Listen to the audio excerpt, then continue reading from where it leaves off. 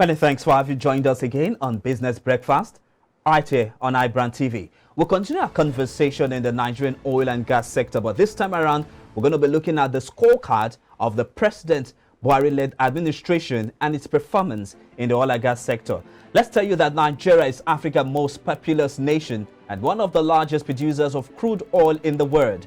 Under the present administration, crude oil prices have dipped and soared.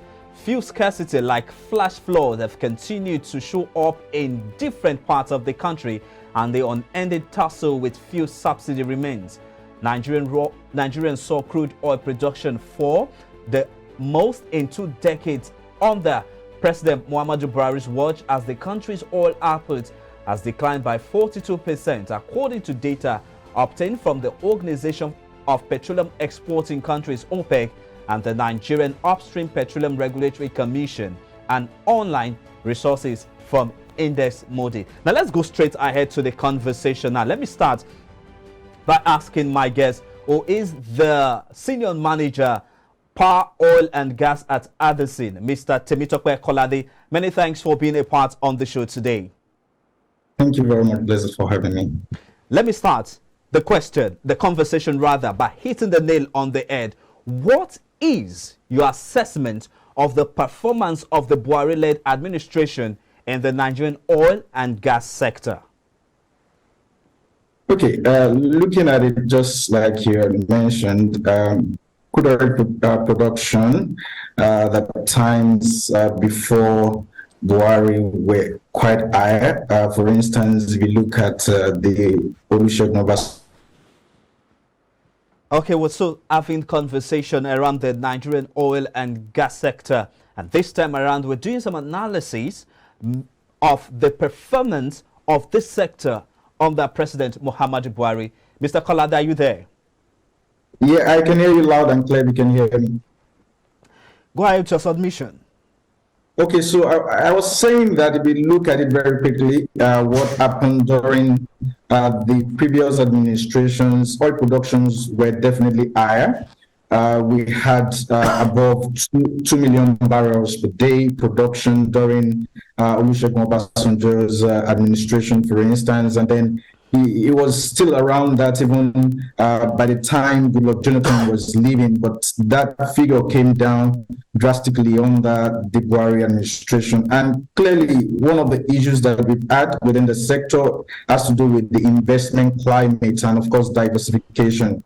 There has not been so much push or maybe incentive for investors to put in their money into the sector, and so the sort of production that we expected was not what it is. Coupled with the fact that we've had issues with security, insecurity and oil thefts, which is also a very big disincentive to investors. And the reality is that this and issues like the delay in policy reforms, like the enactment of the petroleum industry bill, also have added to the issues. And these challenges, I would say, they are quite complex. They are long-standing. We can't pinpoint them necessarily to the Buhari administration. I think it's an inherited problem. So pinpointing a single moment of decision when that administration got it all wrong may be trying to simplify the issues. But unfortunately, too, I think that maybe the government has not done well enough to have a clear plan as to what it was going to do about that sector, because the issues were there and would have expected that there was a clear game plan to address the issues frontally. But unfortunately, that was not it, except that the president was the substantive minister of petroleum in itself. Right, so that also did not really help, because we didn't see actions going out of the presidency office, so to speak. Okay, let's talk about the PIA, that's the Petroleum Industry Act. The Buhari administration has come out to say that one of their major success in the oil and gas sector is the passing of the bill, that is the Petroleum Industry Bill, into an act. Now, do you see this PIA bringing about a major milestone in the Nigerian oil and gas sector? Okay, thank you very much for that question. I think that one must start by commending the outgoing administration for taking the bold step of introducing the Petroleum Industry Act.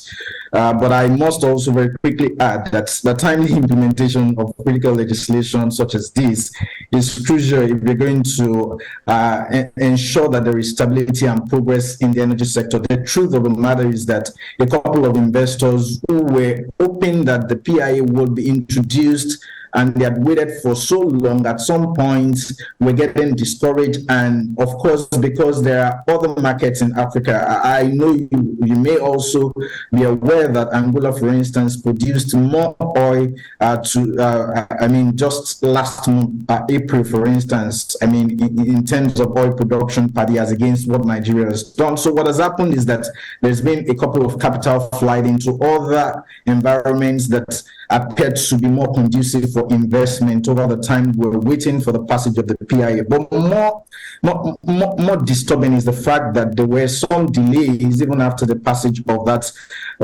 bill into an act. So even though implementation had commenced in a way, I think the other issue has to do with the delay in the implementation as regards the deregulation, the full deregulation of the downstream sector, and has to do with subsidy. And maybe that issue is also an issue that is socio-economical in nature, is also multifaceted.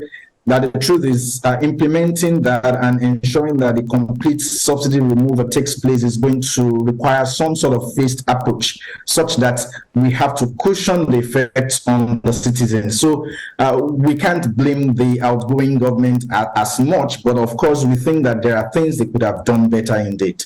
Okay, now let me put you on a tight corner now. You said we can't really blame the outgoing administration by not getting things right in the oil and gas sector. But in your own view, in your own opinion, what do you think this administration would have done right to right the wrongs that they have done in the oil and gas sector to put things in the right perspectives?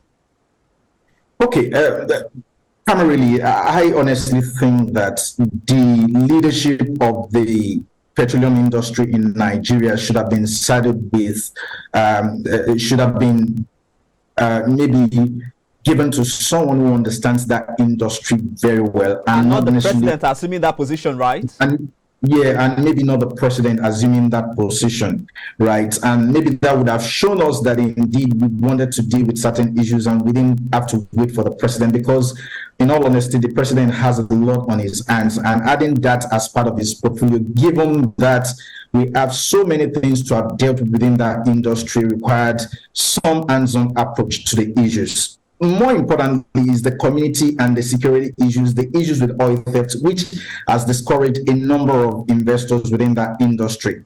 Unfortunately, some investors are even complaining that up to 70% or 90% of their production gets stolen. So you can imagine that new entrants are finding it difficult to even enter because they are worried about how much they'll be able to take out after putting a lot into that, right? So we needed some sort of hands-on approach, some technology deployed to tracking what is happening, monitoring and evaluation of production and of course export of oil within that industry to ensure full accountability and transparency. And I think that was not fully done the way we would have loved it to be done. So some of those things are things that should be done. But again, why I say we can't fully blame them is because some of the issues were inherited. I think, in all honesty, the place they got it wrong may be that there was no clear plan at the beginning to say this is how we're going to deal with this issue, understanding the issues over the years, even before